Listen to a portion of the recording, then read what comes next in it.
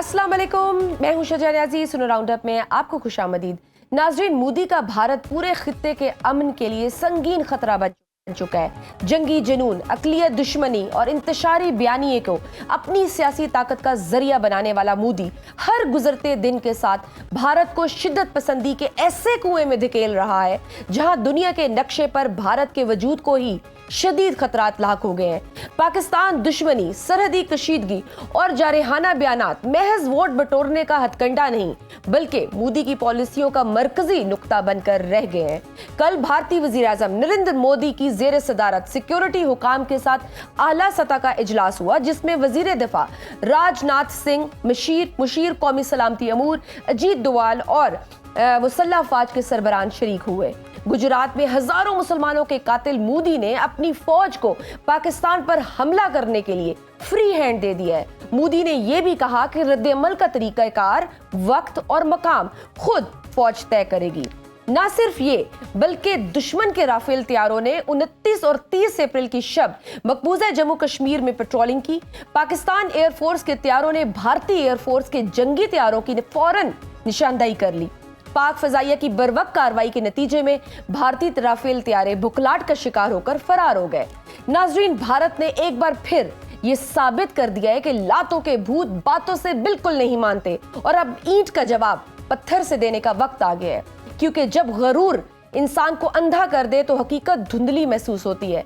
भारत शायद ये भूल चुका है कि वो जिस दुश्मन से आंखें चार किए बैठा है वो महज एक जमीन का टुकड़ा नहीं बल्कि एक ऐसी एटमी कुव्वत है जिसके सब्र का दायरा जब हद से बाहर होता है तो वो आतिशफिशां की मानद फटता है। एक ऐसा आतिशफिशां जो न सिर्फ दुश्मन की ताकत का घुमंड राख कर सकता है बल्कि उसकी धोखा देती चमक को स्याही में बदल सकता है। भारत के जंगी जुनून के हवाले से रात गए अता तारड़ ने एक गैर मामूली प्रेस कॉन्फ्रेंस की, जिसमें उन्होंने कहा कि मुसद्दिका इंटेलिजेंस इत्तलात है कि भारत पहलगाम वाक़ये को जवाज बनाकर अगले 24 से 36 घंटों में फौजी कार्रवाई का इरादा रखता है।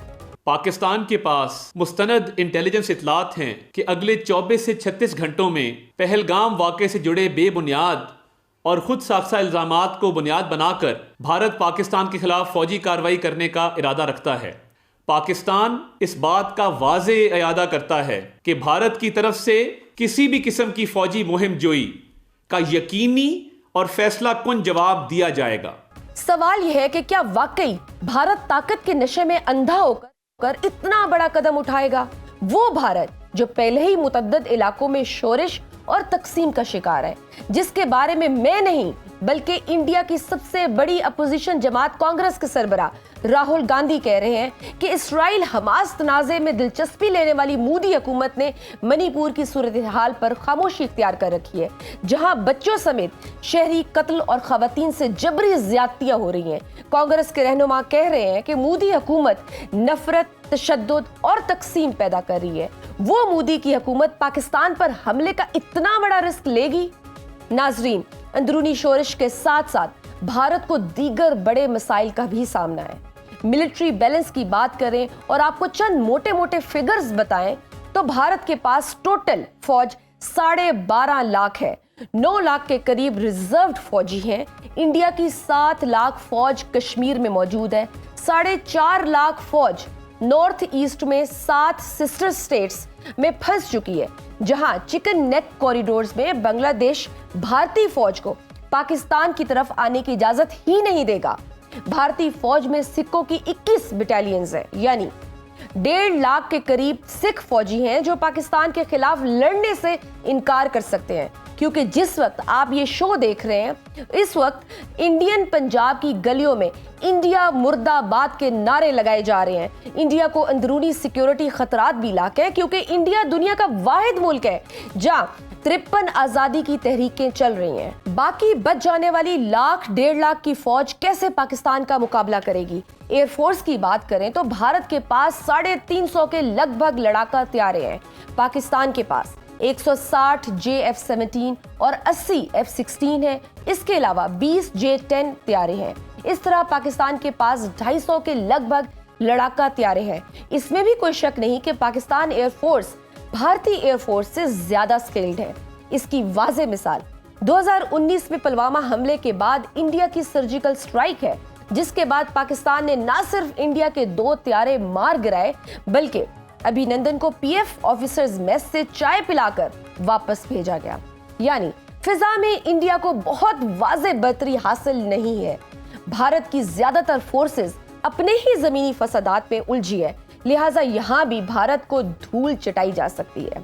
और अगर भारत की तरफ से रियासती दहशतगर्दी की कोशिश हुई तो फिर मोदी सरकार ने उन 54 दहशतगर्दों का हाल देख ही लिया होगा, जिन्हें गुज़श्ता दिनों पाकिस्तान की सिक्योरिटी फोर्सेस ने पाकिस्तान में घुसने से पहले ही जहन्नुम वासिल कर दिया था।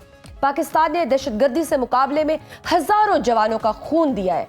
हम दहशतगर्दी से निपटना भी जानते हैं और दहशतगर्दों के आलाकारों को जड़ से उखाड़ना भी अच्छी तरह जानते हैं। भारतीय जासूस कुलभूषण यादव का हशर आप देख ही चुके होंगे। नाजरीन, पहलगाम का पहला वाकया नहीं है जिसे भारत और बीजेपी अपनी गलीज सियासत की नजर कर रहे हैं। माजी में भी भारत इस तरह के फॉल्स फ्लैग ऑपरेशन करता रहा है और भारत के अपने ही लोग इन फॉल्स फ्लैग ऑपरेशंस को बेनकाब करते रहे हैं। माजी करीब में पुलवामा हमला मोदी की गंदी और नफरत ज़दा सियासत की वाज़ेह मिसाल मौजूद है। जब मोदी हुकूमत ने अपने ही फौजी मार दिए, बिल्कुल वैसे ही जैसे कल भारतीय फौज ने अपने ही 5 सिख फौजी मारे। बाद में कश्मीर के ही साबिक गवर्नर ने मोदी के प्रोपेगेंडे को बेनकाब कर दिया। साबिक कश्मीरी गवर्नर सत्यपाल मलिक ने दी वायर के सहाफ़ी करण थापड़ के साथ एक वसी इंटरव्यू में मुख्तलिफ मौज़ूआत पर बात करते हुए पुलवामा को हुकूमत की नाअहली और वजारत दाखिला की लापरवाही करार दिया। मजीद माजी में जाएं तो 90 की दिहाई में चंद वेस्टर्न टूरिस्ट को कश्मीर में अगवा किया गया। 1995 में 2 सहाफ़ियों ने मिलकर दी मेडो के उन्वान से एक जामे किताब लिखी। उसमें जर्मनी और अमेरिका से ताल्लुक रखने वाले 5 सियाहों के अगवा का अहवाल बयान किया गया। किताब में इल्जाम लगाया गया कि भारतीय पुलिस और इंटेलिजेंस ब्यूरो के आला अफसरान ने जानबूझकर इन सियाहों को बाजियाब नहीं करवाया। हालांकि मुतअद्दिद मौके भारतीय हुकूमत बाजियाब करवाने के करीब थी, ताकि दुनिया को यह तासुर दिया जा सके कि कश्मीर में इंतहा पसंदी का राज है। इससे अंदाजा लगाया जा सकता है कि भारत किस हद तक दिहाइयों से नफरत और शिद्दत पसंदी को परवान चढ़ाता आया है। अगले चंद घंटे कितने अहम है? पाकिस्तान भारत की दरअंदाजी का कैसे जवाब देगा? कौन से ऑप्शंस इस वक्त पाकिस्तान की टेबल पर मौजूद है? इस सारी सूरत हाल पर बात करते हैं। हमारे साथ मौजूद है सुनो राउंड अप के इस राउंड में major general retired Zahid Mahmood sahab, दफाई तज्जियाकार हैं, और उनके साथ मौजूद है जफर हलाली साहब, साबिक सफारतकार हैं और बैनुल अक़वामी अमूर के माहिर हैं। आपको वेलकम करते हैं। और इससे पहले कि हम बाकायदा गुफ्तगू का आगाज करें, नाज़रीन एक छोटी सी ब्रेक लेते हैं, ब्रेक के बाद वापस आते हैं। हलाली साहब, सबसे पहले आपकी जाने बढ़ूंगी। इंडिया ने बाकायदा पाकिस्तान को ललकार दिया है। पाकिस्तान की फिजाई हदूद में भारतीय राफेल तैयारों ने पेट्रोलिंग भी की है। पाकिस्तान को भारतीय दरअंदाजी का क्या जवाब देना चाहिए?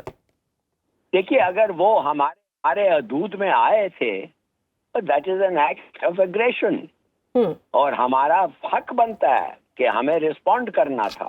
मगर अगर आप सिर्फ वो छू के भाग गए हैं, आंख बचोली अगर कर रहे हैं, तो शायद इतना टाइम नहीं रहा। मगर अगर ये ऐसी पेट्रोलिंग करते रहें और आते रहें तो we have to respond and we will. ठीक, तो अगले चंद घंटे काफी अहम करार दिए जा रहे हैं। पहले सिक्योरिटी जराए का बयान आया, फिर ख्वाजा आसिफ साहब ने भी कहा कि 3 दिन काफी अहम है। रात अतातार साहब ने भी कह दिया कि अगले 24 घंटे में भारत की तरफ से हमला हो सकता है। आपके ख्याल में आने वाले चंद घंटे कितने अहम होंगे? मेरे ख्याल में कोई खास जल्दी नहीं है। इन्होंने करना तो है कुछ और ये प्लानिंग करेंगे, और अगर बड़ा ऑपरेशन है तो ये टाइम लगेगा, नहीं तो कर सकते हैं 1-2 दिन में। जी हाँ, बिल्कुल। इट ऑल डिपेंड कि ये किस लेवल तक ले जाना चाहते हैं जो झड़प होगी। ठीक, जनरल साहब आप बताइए, भारतीय फिजाइया के 4 राफेल तैयारों की मकबूजा जम्मू कश्मीर में गुज़श्ता रात पेट्रोलिंग का इंकशाफ हुआ। पाक फजाइया की बरवक्त कार्रवाई के नतीजे में भारतीय राफेल तैयारे फरार हो गए। पहले पानी बंद करना, फिर LOC पर इश्तियाल अंगेजी, और अब पाकिस्तान की फिजाई हदूद में दाखिल होने की हिम्मत करना। भारत ने एक तरह से जंग का आगाज तो कर दिया है, पाकिस्तान कैसे रद्द-ए-अमल देगा?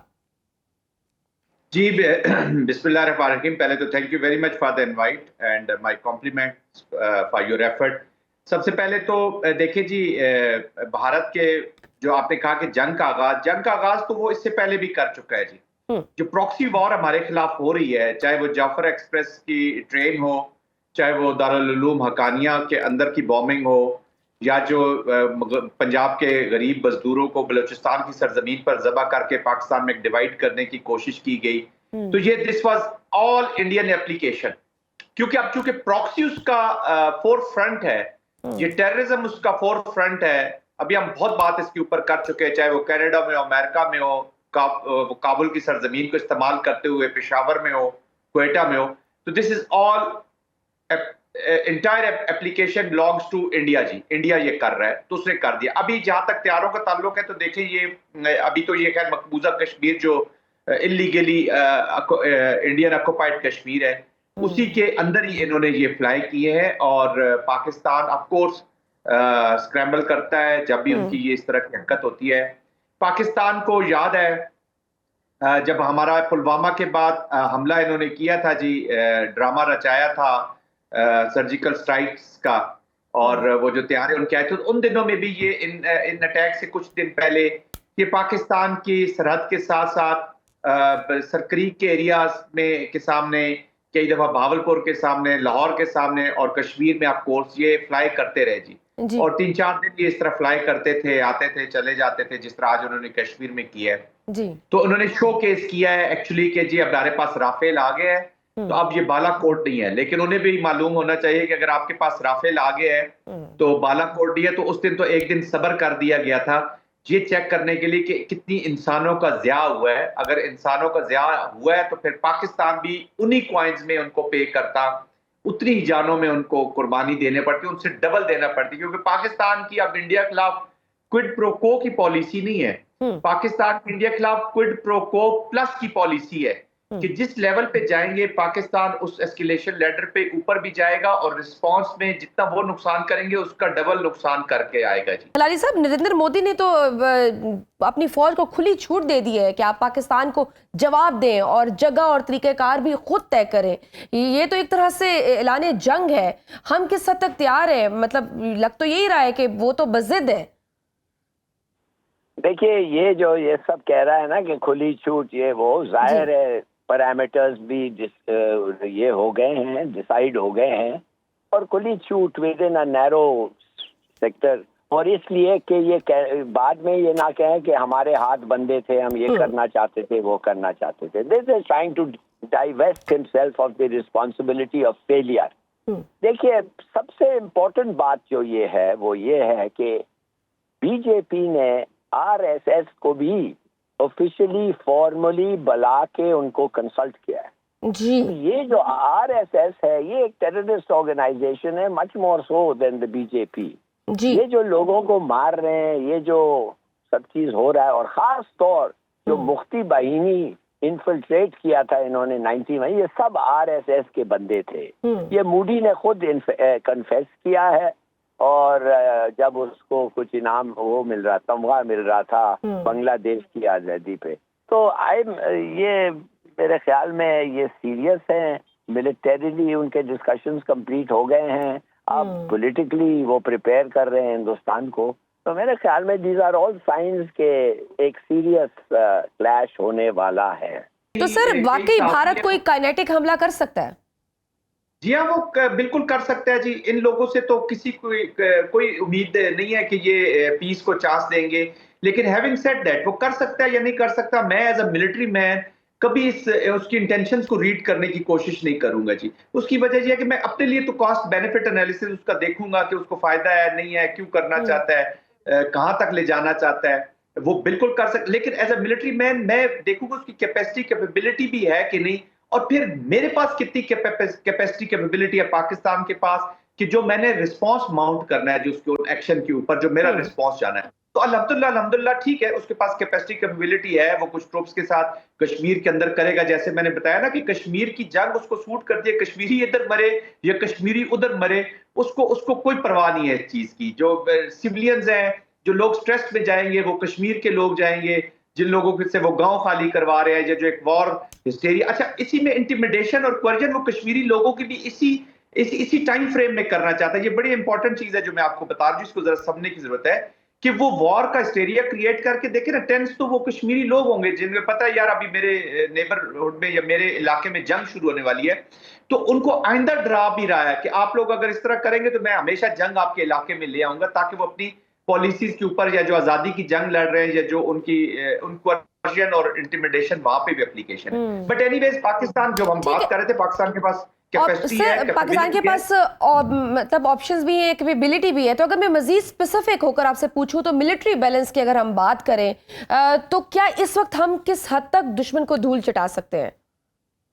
देखिए, हमेशा यही बात की जाती है कि जी पाकिस्तान की फौज छोटी है, इंडिया की फौज बड़ी है, इंडिया के इक्विपमेंट वेपन का बताया जाता है, लेकिन जो जंग होती है ना जी, ये एक चेस बोर्ड पे जब लगाई जाती है तो कहीं आपकी स्ट्रेंथ होती है, कहीं एनिमी की स्ट्रेंथ होती है, कहीं आप वीक होते हैं, कहीं एनिमी वीक होता है। तो आपने जो अपनी स्ट्रेंथ होती है उससे फायदा उठाना होता है, और जहां पे आपकी वीकनेसेस होती हैं वहां पे आपने सेफ गार्ड्स लेने होते हैं, नेसेसरी सेफ गार्ड्स लेने होते हैं। ये नहीं होता कि आप हर जगह पे हर वक्त स्ट्रांग रहें। इस मिलिट्री के बावजूद Indians have serious problems. India के जो अब ईस्टर्न जो ट्रुप्स हैं जो वहां पे लगे हुए हैं, उनके नीचे मणिपुर वगैरह या 7 सिस्टर स्टेट्स के बीच पे, दे हैव सीरियस चैलेंजेस। वहां पे भी आग लगी हुई है।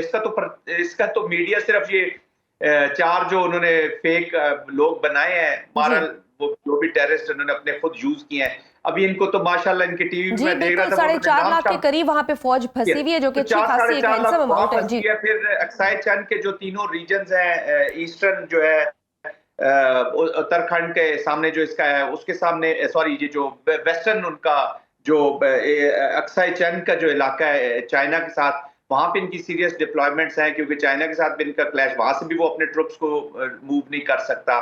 फिर सेंट्रल उनका जो है उत्तराखंड का, वो भी चाइना के साथ लगता है। और तीसरा जो ईस्टर्न उनका एरिया है जो चाइना के साथ, अरुणाचल प्रदेश, क्योंकि चाइना का क्लेम है कि ये ग्रेटर तिब्बत का ये रीजन है इनका, उसके ऊपर चल रहा है, तो वहां से भी इसके ट्रुप्स आर एंटेंगल्ड। फिर पंजाब में एक सिचुएशन है जी, आप देख रही हैं कि पंजाब के बीच में अभी हमें खबर मिली है कि वहां मार्किंग्स हुई हैं जी जी, मुर्दाबाद इंडिया की चॉकिंग हुई है, तो और पाकिस्तान जिंदाबाद के नारे लग रहे हैं वहां पर। तो इनको देखे ना, ये देखिए राजस्थान है वो डेजर्ट है जी, जो पाकिस्तान के साथ लगता है। अब पंजाब है, पंजाब में सिख रहते हैं, सिखों की तबाही हो तो इनको कोई प्रॉब्लम नहीं है, क्योंकि पाकिस्तान के साथ या वो अपने पंजाब के साथ एक उनका लगाव है, प्यार है। और सबसे बढ़कर ये कि सिखों को अपने साथ प्यार है, अपने साथ लगाव है, उनकी आजादी सरेंडर हुई है। अभी तक वो जो गोल्डन टेम्पल की जो दीवारें हैं ना जी, वो भिंडरावाला और उनके साथियों के खून के धब्बे अभी भी वहां पे है। वो जो रंग रोगन कर देने से ये जो नफरतों के खून के धब्बे होते हैं, ये हलाली साहब जरा बेहतर एक्सप्लेन कर सकेंगे, इनको मिटाना बड़ा मुश्किल होता है। Hate against India has gone and resonated inside the people of Kashmir. Kashmir के लोगों में ये नफरत, जिनके 90,000 लोग आपने मार दिए, जिनके माओ बहनों के आप रोजाना रेप करते हैं, जिनकी आप तबाही कर रहे हैं, उनके अंदर जो तो बहुत सारे चैलेंजेस हैं। हलाली साहब का भी व्यू ले लेते हैं। हलाली साहब, 7 लाख फौज कश्मीर में मौजूद है, सिखों की 21 बटालियंस हैं जो पाकिस्तान के खिलाफ लड़ने से इनकार कर सकती हैं। कल भी भारतीय फौज ने आपस की लड़ाई में 5 सिख फौजी मार दिए हैं। फौज के अंदर भी कोई बगावत का खदशा हो सकता है? ये सब चीजें पॉसिबल हैं, और बिल्कुल खास तौर सिख्स का जो हिस्ट्री है हिंदुओं के साथ, और खास तौर इन रीसेंट डेकेड्स, और वो जो मैसेकर जो सिख का किया था इंदिरा गांधी के असैसिनेशन के बाद, मेरे ख्याल में वो कभी नहीं भूल सकेंगे सिख। उनको 4,000 5,000 लोगों को चुन चुन के मारा है, ये तो है। एंड टू दैट एक्सटेंट मेरे ख्याल में सिख्स को भी, हर Sikh in position of authority और इन द आर्म फोर्सेस, उसको कोई डाउट ये हिंदुओं के दिमाग में होगा, मगर वो भी एक डिसिप्लिन्ड फोर्स है। अब तक तो उन्होंने उनको बैटल में भेजा है और उन्होंने लड़ा है, एंड दे हैव फॉट, वो लड़े हैं अपने जिंदगी के लिए या अपना कॉज के लिए या हिंदुस्तान के कॉज के लिए। ये सब कहना इस वक्त मुश्किल है, मगर दे आर दी एनिमी। इस वक्त वो भी हमारे दुश्मन हैं, और they are fighting in the colours of the दुश्मन, and they will be treated as such. ठीक। हिलाली साहब, पाकिस्तानी जोहरी पॉलिसी या न्यूक्लियर डॉक्ट्राइन किन अहम नुकात पर मुश्तमिल है? वो कौन से ऐसे इक़दामात हैं जो इंडिया करे तो हम जोहरी हथियारों का इस्तेमाल कर सकते हैं? क्योंकि हमने भी जोहरी हथियार त्योहारों पर चलाने के लिए तो नहीं बनाए। नहीं, बिल्कुल, ये तो देखिए, इस पे कोई डाउट होना ही नहीं चाहिए। और मैं माफ करिए, मैं आपको सजेस्ट करूंगा कि बार बार ये सवाल आप पूछ रहे हैं कि क्यों आप समझते हैं कि हम हट गए, हम हट जाएंगे। I don't think there is any doubt, there can be no doubt कि ये हथियार जो है हमने अपने दिफा के लिए रखा है, और जब हम समझते हैं कि दे आर कॉल्ड फॉर, हम इस्तेमाल करेंगे। और वैसे होना चाहिए, इसलिए कि पाकिस्तानी, जैसे मैं कहता रहता हूँ, हमने बहुत घास खाया है बम के लिए, और हमने और हमारा एक्सपेक्टेशन है कि हमारे दिफा के लिए इस्तेमाल होगा। लेकिन सर, इंडिया वो कौन से इक़दामात ऐसे करेगा कि उसमें हम जोहरी हथियारों का इस्तेमाल कर सकते हैं? अब ऐसा लग रहा है कि हमारे पास जो उनके हाथ पे, if we expect damage beyond बर्दाश्त, जो हमारे बर्दाश्त नहीं कर सकते हैं as a fighting force, as a viable nation, जब अगर बहुत ऑक्यूपेशन हो गया तो हम इस्तेमाल करेंगे। हमने तो कह दिया है कब करेंगे, ब्लॉकेड हुआ है तो कर देंगे। तो ये तो it is taken for granted, इस पे तो आप एक मिनट के लिए भी ना सोचें। और एक चीज मैं आपको बता दूं जो मुझे कंसर्न है, हमारे फॉरेन मिनिस्टर साहब ने कहा है कल कि हम फर्स्ट स्ट्राइक नहीं करेंगे। What does he mean by that? हमने तो ये कभी नहीं कहा, हमने तो ये डॉक्यूमेंट कभी साइन नहीं किया, और ना हम करेंगे। हम क्यों नहीं स्ट्राइक करें जब हम समझते हैं स्ट्राइक की जरूरत है? We are not going to say हम पहला नहीं करेंगे, तुम पहल करो, तुम पहल करो, नॉट एट ऑल। अगर हम समझते हैं कि सिचुएशन वारंट करता है, हाँ बिल्कुल, तो व्हाट डज ही मीन? और दूसरी चीज ये है कि नहीं स्ट्राइक करना जब हमें करना चाहिए, ये तो एक बहुत बड़ा डिसएडवांटेज है। आई डोंट थिंक कि कोई एक मिनट के लिए सोचना चाहिए कि हमारा डॉक्ट्रिन चेंज हो गया है। हमारा डॉक्ट्रिन वही है जो डेकेड से रहा है कि ये हथियार हम इस्तेमाल करेंगे जब उनकी जरूरत होती है, इन आवर जजमेंट, और करेंगे। First, second, third is not important. हाँ, और अगर आप समझते हैं कि जंग नहीं, अगर उनका मतलब ये था नहीं तो हम जंग में नहीं जाएंगे जब तक उन्होंने नहीं किया, ये क्या कहने के लिए जरूरत है भाई? अगर आप हर वक्त पेट्रोल करते रहे इनसाइड पाकिस्तान, आपके जहाजें आते रहे, तो that is a declaration of war. वो एक खुद डिक्लेरेशन ऑफ वायलेंस है। तो हम बिल्कुल रिएक्ट करेंगे, और करना चाहिए, और अंदर जाएंगे हिंदुस्तान के, और अगर रेजिस्टेंस मिलेगी तो मारेंगे। एब्सोल्युटली, बिल्कुल ठीक। जनरल साहब, आप भी जरा इसमें अपनी इनपुट दे दीजिए कि क्या हमें वेट करना चाहिए कि वो पहले स्ट्राइक करें और फिर हम स्ट्राइक बैक करें, या अगर हमें लग रहा है कुछ थ्रेट है तो वी शुड गो फर्स्ट? और साथ में भारत की मिसाइल डिफेंस सिस्टम के तनाजुर में भी बता दें कि पाकिस्तान की स्ट्रेटेजिक तैयारी क्या है, पाकिस्तान के मिसाइल्स कितने मुअस्सर हैं? देखिए जनरल जी, जो न्यूक्लियर की डिस्कशन है, ये आई थिंक हमें मीडिया पे जरा इसको बड़ा केयरफुली करना चाहिए। एनीवेज, पाकिस्तान की जो इतना ही काफी हमारे नाजरीन के लिए जान लेना कि Pakistan has a credible nuclear deterrence. Implication ये है कि वो, हम जो हिलाली साहब कह रहे हैं, बिल्कुल हमारा अपना राइट है, हम प्रीएम्प्ट भी कर सकते हैं, स्ट्राइक भी कर सकते हैं, सेकंड स्ट्राइक की कैपेबिलिटी। जब हम डेटरेंस, न्यूक्लियर क्रेडिबल डेटरेंस की बात करते हैं, तो इसका मतलब है कि हमारे पास पाकिस्तानी अवाम को अश्योर्ड होना चाहिए कि उनका न्यूक्लियर खुदा न खास्ता अगर यूज करना पड़े या इस्तेमाल करना पड़ेगा तो पाकिस्तान की हिफाजत के लिए पाकिस्तान के पास अवेलेबल है और विल बी यूज्ड।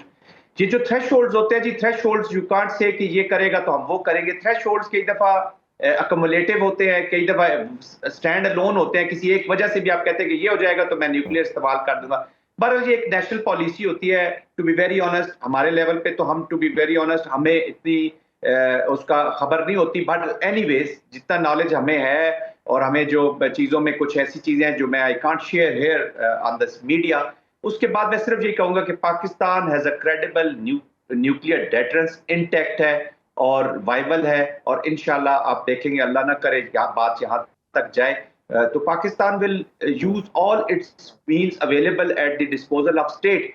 जो भी मीन्स अवेलेबल है स्टेट की डिस्पोजल पे, पाकिस्तान, जैसे मैं पहले बात कर रहा था कि पाकिस्तान के पास at all levels capacities at all level capabilities, और सबसे बढ़कर यह है कि नेशन की मदद से, नेशन के मूड को देखते हुए, लीडरशिप को देखते हुए, मिलिट्री लीडरशिप को जानते हुए, इनके जो हम समझते हैं कि Pakistan has the will to deliver. बिल्कुल सही, इसमें कोई डाउट नहीं है कि पूरी की पूरी नेशन पाकिस्तान की अपनी फौज के साथ खड़ी हुई है। बहुत शुक्रिया। मैं अपने गेस्ट का मेजर रिटायर्ड जाहिद महमूद दिफाई तजियाकार हमारे साथ मौजूद थे, और उनके साथ मौजूद थे ज़फ़र हलाली साबिक सफारतकार और बैनुल-अक़वामी अमूर के माहिर। आपके वक्त का बहुत शुक्रिया। नाज़रीन, वक्त छोटी सी ब्रेक का, देखते रहिए Suno round up. Welcome back to Suno round up. Programme के सिलसिले में हमारे साथ मौजूद है एयर कॉमोडोर खालिद चिश्ती साहब, दिफाई तजियाकार हैं। आपको वेलकम करते हैं सुनो राउंड अप में। खालिद चिश्ती साहब, रात गए भारत के 4 राफेल तैयारों ने पाकिस्तान की फिजाई हदूद में पेट्रोलिंग की। पाकिस्तान की एयरफोर्स किस हद तक अलर्ट है? थैंक यू वेरी मच मुझे इनवाइट करने का यहाँ पे। मैं आपको ये अश्योर करवाता चलूँ थ्रू एग्जैक्ट साउंड मैसेज कि पाक फिजाइया इस वक्त हाईएस्ट अलर्ट है, और ना सिर्फ एक बेस पर बल्कि बल्तिस्तान से लेकर उनके पहाड़ों से डीप समंदरों के अंदर तक पाक फिजाइया ना सिर्फ दिन में अलर्ट है बल्कि रात को अलर्ट है।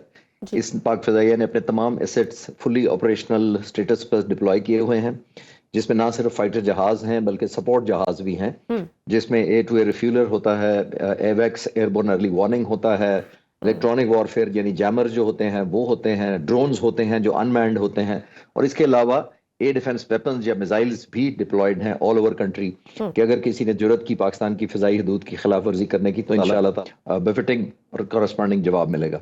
और ये एयरफोर्स की उसी अलर्टनेस की वजह से थी जो 4 जहाज़ों ने सिर्फ सोचा ही शायद, लेकिन हिम्मत नहीं कर पाए एंटर होने की। सर, माजी में हमने देखा कि हमारे जवानों ने ना सिर्फ भारतीय तैयारे गिराए बल्कि पायलट भी पकड़ा।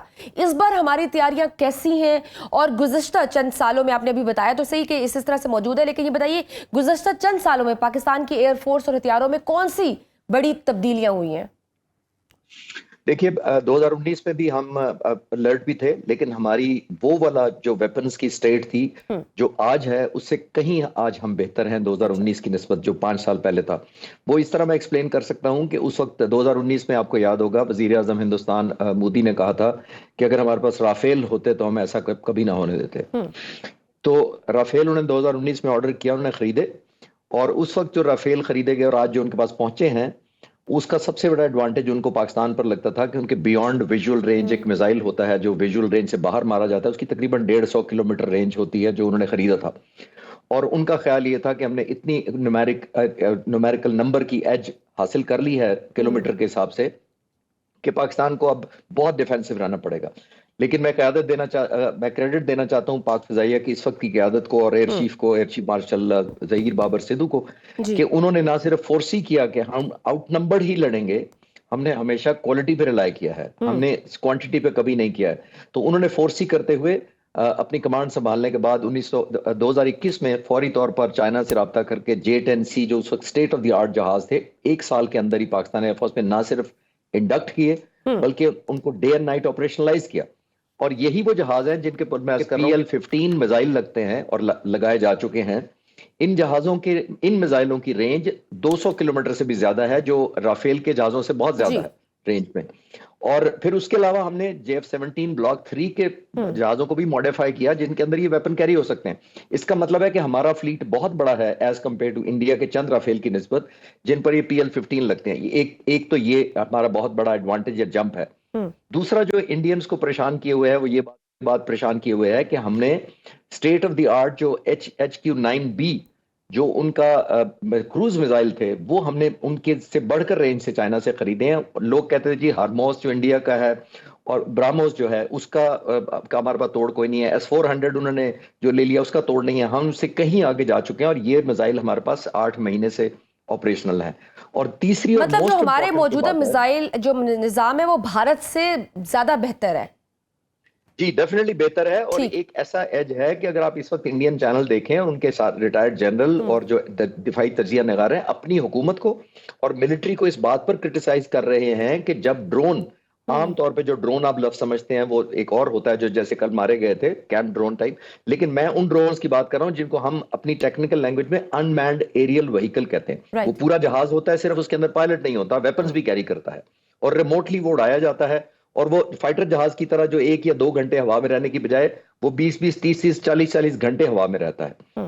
तो वो हमने लिए, और वो इस वक्त हमारे पास अल्हम्दुलिल्लाह है, हमने एम्प्लॉय भी किए हुए हैं पीस टाइम में, और टेररिज्म के खिलाफ भी अप्लाई किए हुए हैं। तो मुझे फख्र से ये कहते हुए खुशी महसूस हो रही है कि हिंदुस्तान बहुत पीछे रह गया। आप उनके तजिया निगारों को देखें तो वो इतना क्रिटिसाइज कर रहे हैं अपनी हुकूमत को कि जब ये पाकिस्तान अनमैन्ड एरियल व्हीकल्स यानी जिसको आप ड्रोन कह रहे हैं वो ले रहा था तो हम कहाँ थे? हमारे पास लॉइटरिंग मिशन है, हमने ड्रोन्स की कैपेबिलिटी बहुत बढ़ा ली है। तो हिंदुस्तान को इंशाल्लाह ताला बहुत बड़ा सरप्राइज ये मिलेगा, क्योंकि मैं एक चैनल पे देख रहा था कुछ दिन पहले, हिंदुस्तान के एयर चीफ AP सिंह जो हैं, आप अभी भी गूगल करके देख सकते हैं, उन्होंने फरवरी में एक सेमिनार में ओपन पब्लिक में ये कहा कि मुझे नए प्लेटफॉर्म चाहिए। इस साल की मैं बात कर रहा हूँ, 2 महीने पहले की बात कर रहा हूँ। उन्होंने कहा कि मुझे नए प्लेटफॉर्म चाहिए क्योंकि मैं रेलेवेंट रह सकूं और दुश्मनों को खौफजदा रख सकूं। और उन्होंने ये भी शिकायत की कि जो 2016 में 40 तेजस जहाज जो JF-17 के मुकाबले में हिंदुस्तान ने बनाना चाहे थे, और आज तक उन्होंने कहा हमें वो भी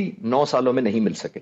यानी वो तो अपनी हुकूमत से अगर सपोज इंडिया की तरफ से कोई स्ट्राइक डाउन होता है तो हमारे पास कौन से ऐसे अहदाफ हैं जिनकी हमने निशानदेही की हुई है कि यहाँ पे हमने निशाना बनाना है या इनको हमने टारगेट करना है? देखिए, क्या हिकमत अमली होगी हमारी? ये जो हिकमत अमली होती है ना, ये जंग शुरू होने के बाद या जंग सर पे आ जाने के बाद नहीं बनाई जाती, ये पीस टाइम पे बनाई जाती है। वॉर प्लान ना से तैयार किए जाते हैं बल्कि रिहर्सल किए जाते हैं रियल टाइम सिनेरियो के अंदर। तो अब मैं आपको अश्योर ये करवाना चाहता हूं कि अगर हिंदुस्तान ने किसी भी ऑप्शंस को लिया ऑफेंस का, तो पाकिस्तान एयरफोर्स ने भी स्ट्रैटेजाइज किया हुआ है और अपने target in the order of escalation हम इसको कहते हैं, यानी जितना वो बढ़ाएंगे हम भी उतना ही बढ़ाने की पोजीशन रखते हैं। इस वक्त किसी पिन पॉइंट टारगेट को कहना या पॉइंट आउट करना बड़ा मुश्किल है। ये डिपेंड करेगा कि हिंदुस्तान किस लेवल की हमारे साथ एस्केलेशन करता है। आया हमारे किसी स्ट्रेटेजिक टारगेट को करता है या टैक्टिकल करता है, या खेतों में मार के, जैसे बालाकोट में उन्होंने दरख्तों को मार के चले गए थे, तो रिस्पांस पर उसी हिसाब से हम क्रिएट करेंगे। तो लेकिन गिलगित और सवात में भी तो ज़रबे हैदरी के नाम से एयर ड्रिल्स भी हुई। तो इस सूरत हाल में जब हर तरफ से हमले का खदशा मौजूद है, ये जंगी एक्सरसाइजेस ये कितनी इंपॉर्टेंट है? ये जंगी एक्सरसाइजेस तो इनका नाम है, लेकिन ये रियल वॉर लाइक सिनेरियोज में लड़ी जा रही है जी, और लड़ी जाती हैं। इसमें ये नहीं होता कि ये हम प्रैक्टिस कर रहे हैं तो हम लड़ना भूल जाएंगे, या हम लड़ना चाहते हैं तो प्रैक्टिस नहीं करते। ये इंटरडिपेंडेंट होती हैं। इसका मतलब ये होता है कि ये रियल लाइफ जो इस वक्त सिनेरियो चल रहा है, हमारे डिफेंस वेपन्स डिप्लॉयड हैं, हमारा एक्चुअल एनिमी सामने है, बॉर्डर पार हमारे से थ्रेट पीक पे है। इन हालात में जो एक्सरसाइज जिसको हम करते हैं या नाम दिया जाता है कोई भी एक्सरसाइज, ज़रबे हैदरी या जो कोई और नाम से करें, वो हमारे पायलट्स को, हमारे टेक्नीशियंस को, हमारे एयर डिफेंस कंट्रोलर्स को और तमाम जो ग्राउंड क्रूज हमारे होते हैं और इंजीनियर्स होते हैं, उनको ये कॉन्फिडेंस देता है कि हमारी कैपेसिटी है इन हालात में भी ना सिर्फ दुश्मन का मुकाबला करने की, बल्कि डिफरेंट सिनेरियोज को हम प्रैक्टिस करते हैं, जिसके अंदर हम सिमुलेट करते हैं कि अगर दुश्मन इस हमला इस तरफ से करेगा, इस स्पीड पर करेगा, इतने जहाजों से करेगा और इतना डीप आएगा, तो हमारा काउंटर नैरेटिव या काउंटर एक्शन क्या होगा। तो ये एक्सरसाइज तो इनका सिर्फ नाम है, लेकिन ये almost real war like scenarios में लड़ी जा रही हैं। तो सर ये बताइए, अगले चंद घंटे कितने अहम है? जिस तरह से ख्वाजा आसिफ साहब भी कह रहे हैं कि जैसे जैसे वक्त करीब हो रहा है, बड़े अहम है, किसी भी वक्त वहां से कोई ना कोई ऐसा रिएक्शन हमें मिल सकता है। देखिए, 2019 चले जाते हैं फरवरी 27 को, और 26 फरवरी की शाम को हमारी मुसल्लह अफवाज ने ऐलान कर दिया था कि आप होके चले गए हैं, अब हमारी बारी का इंतजार करें। और हमने हिंदुस्तान को ज्यादा इंतजार नहीं करवाया था, सिर्फ कोई 12-14 घंटे का इंतजार करवाया था, और अगले दिन सुबह 10 बजे नाश्ते के टाइम पे जाकर ना सिर्फ स्ट्राइक बैक किया था, बल्कि अभिनंदन का जहाज और दूसरा SU-30 भी शूट डाउन किया था। यानी ये बहुत हौसला चाहिए आपको, दिल और ट्रेनिंग और अपने सिस्टम्स और लोगों के ऊपर ट्रस्ट चाहिए कि आप 12-14 घंटे का सस्पेंस करके उसके बाद ये सस्पेंस तोड़ दें जी, और ये हौसला चाहिए। तो ये कहना दुश्मन के लिए आसान होता है कि हम आएंगे। उनका मकसद उसके दो होते हैं, या तो हिम्मत नहीं कर पा रहे होते, और दूसरी बात ये होती है कि वो स्ट्रैटेजी के तौर पे यूज करते हैं कि दुश्मन एग्जॉस्ट हो जाए, यानी थक जाए, पेट्रोलिंग कर करके, एयर डिफेंस मेंटेन कर करके, हाई ऑफेंस पोस्टरिंग करके मेंटेन करके, तो एग्जॉस्ट करना भी एक टेक्निक होती है। लेकिन नोइंग द मिलिट्री बैलेंस जो इस वक्त है, अल्हम्दुलिल्लाह पाक फिजाइया के पॉइंट ऑफ व्यू से तो मैं अश्योर करवाता हूँ आपको कि हमारा बहुत टेक्नोलॉजिकल, मोरल वाइज तो हमारा हमेशा से रहा है, क्योंकि हमें तो पता है हमने नंबरों से नहीं लड़ना, हमने नंबरों के बगैर लड़ना है। बिल्कुल। तो हमारा मोरल भी हाई है, टेक्नोलॉजिकल एज भी हमें है। और मैं भी पिछले तकरीबन 1 महीना पहले मुझे स्पेशल एक्सेस मिला air force chief air chief martial की वजह से। मैं उनसे 40 साल से उनको जानता हूं और मैं उनसे राब्ते में भी हूं। वो बड़े रिजॉल्व के आदमी है और डिटर्मिनेशन के है। पहली दफा मुझे J-10C जो लेटेस्ट जहाज पाकिस्तान ने इंडक्ट किए हैं, उनके पूरा दिन उनके फाइटर पायलट्स के साथ मुलाकात करके उनका गुजारना, और मैं अपने चैनल खालिद चिश्ती के नाम से चला रहा हूँ, उसके लिए मैंने एक इंटरव्यू किए थे उनके। उसमें डॉक्यूमेंट्रीज भी हैं जिसमें आप रियल पायलट्स जो इस वक्त हवा में उनके इंटरव्यू सुनिए देख सकते हैं। सर, कल DGISPR ने प्रेस ब्रीफिंग में सबूतों के साथ बताया कि कैसे भारत पाकिस्तान में दहशतगर्दी को स्पॉन्सर करता है, जबकि इंडिया की तरफ से अभी पहलगाम हमले के सबूत ही नहीं आए। तो इससे पाकिस्तान का केस कितना मजबूत होगा? और दूसरी बात ये कि हम देख रहे हैं किस तरह से भारत में डिफरेंट मोर्चों पे और भी बहुत सारे चैलेंजेस हैं। नरेंद्र मोदी को 53 आज़ादी की तहरीकें भारत के अंदर चल रही हैं, तो वो कितना डेंट देगी उसकी स्ट्रेंथ को?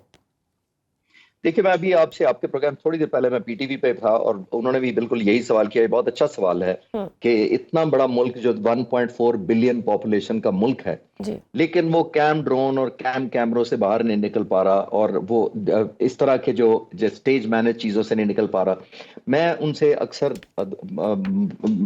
थ्रू आपके चैनल्स और मीडिया के थ्रू इंडियन दोस्तों से पूछना चाहता हूं कि मुझे सिर्फ ये बता दें कि अगर आपको 15 मिनट बाद पता चल गया था कि 4 टेररिस्ट थे, 2 पाकिस्तानी थे और 2 कश्मीरी थे, तो 15 मिनट पहले क्यों नहीं आपको कभी पता लगा? ये क्यों होता है कि आपका इतना बड़ा मुल्क है जिसकी इतनी बड़ी स्पेंडिंग है, आपने $9 बिलियन के अभी राफेल खरीदे हैं, आपके रिकॉनेसेंस जहाज है, आपकी इंटेलिजेंस एजेंसियां हैं, तो सिर्फ 15 मिनट बाद आपको पता चल जाता है, लेकिन 15 मिनट पहले नहीं पता लगता कौन था।